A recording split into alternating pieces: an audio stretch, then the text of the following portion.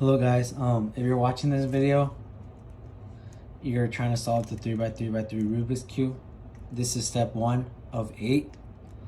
And if I'm assuming that most of my viewers have never touched a Rubik's Cube or have never been able to solve one before. So this is why I break this down in 8 steps, because I feel like it's very easy to learn step by step, because each step has its own little sub-steps. And if you're new to my channel and you have no idea what cube notation is, not in this video, but in other videos, I do use cube notation for algorithms. I have a video on that.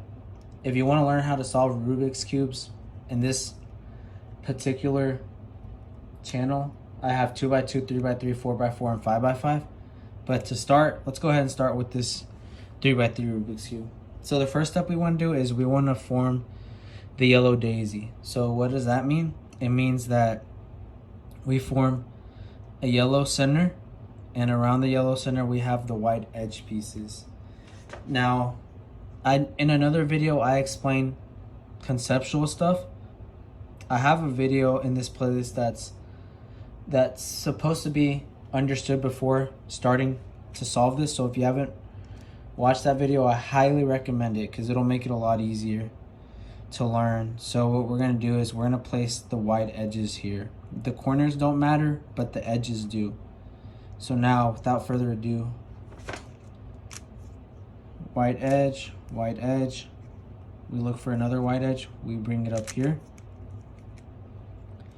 We look for the last white edge, which is down here, we bring it up here. So, and that's it.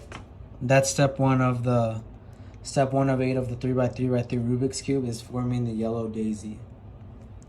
And if you don't understand how I was able to distinguish these white edges, watch the previous video where I talk about conceptual stuff about the cube, about the opposites of which sides are opposites, how to make a face, what the edge pieces are, what the corner pieces are. All right.